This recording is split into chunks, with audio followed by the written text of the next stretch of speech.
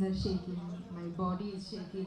আমি জানি না আমি কি বলবো, যে নিশু ভাই আমার দিকে যেভাবে তাকিয়ে আছে আমার নিজেরই ভয় লাগছে।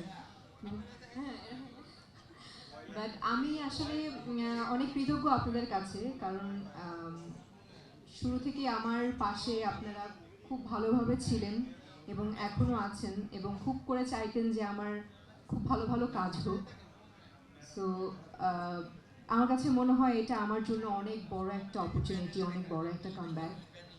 এর জন্য আমি অনেক বড় করে ধন্যবাদ দিতে চাই এসবিএফ, আলফাই, চরকিকে, এবং আমাদের প্রডিউসার শারিয়া শাকিব ভাই, এবং আমাদের captain of the ship Redwan Rana ভাইয়াকে। কারণ এরা যেভাবে আসলে আমাকে এই সিনেমাটার জন্য প্রপোজ করেছে, আমার কাছে মানে একটা স্বপ্নের মতন লাগছিল যে আমি আমাকে চিন্তা ভাবনা করছি এই সিনেমার জন্য। বিকাশ পেমেন্টে 10,000 টাকার বেশি অফার, শপিং চলছে তো।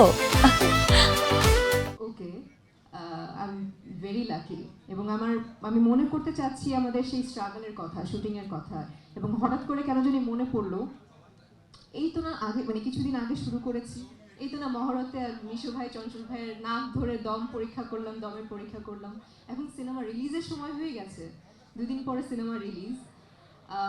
আমি আসলে স্পিচলেস, আমি জানি না আমি কেমন করেছি, বাট আমি আসলে ডিরেক্টরের আর্টিস্ট হয়ে সবসময় থাকতে পছন্দ করি। আমার ডিরেক্টর সবসময় বলেছে যে তুমি খুব ভালো করেছো, একটু আগেও বললো যে you did very good. So আমি আসলে এর থেকে বেশি কিছু বলতে পারছি না। আমি খালি এটুকুই বলবো, 2 দিন পর 3 দিন পর সিনেমা আসছে সিনেমা হলে।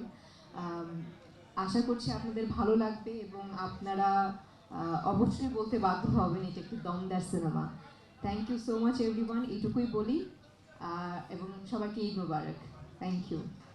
এবং সরি, আমি এটা ভুলে গেছি, দেখেছেন আমি কতটুকু মানে কি বলে নার্ভাস। নিশু ভাই, ও মাই গড, ও মাই গড, আমি এতটাই নার্ভাস আমি আমার হাজবেন্ডের কথা বলতেই ভুলে গেছি। নূর, হি ইজ ভেরি সাপোর্টিভ। আমি আসলে এতটা আশা করিনি যে কতটুকু সাপোর্টিভ একজন কো আর্টিস্ট হতে পারে, সেটা নিশু ভাইকে না দেখলে বোঝা যাবে না। একটা মানুষ অ্যাক্টিংয়ের সময়, কাজের সময় যেমন হাসাতেও পারে, তেমন সাপোর্টও করতে পারে, সেটা নিশু ভাই সব থেকে বড় প্রমাণ। থ্যাংক ইউ ভাইয়া ফর সাপোর্টিং মি।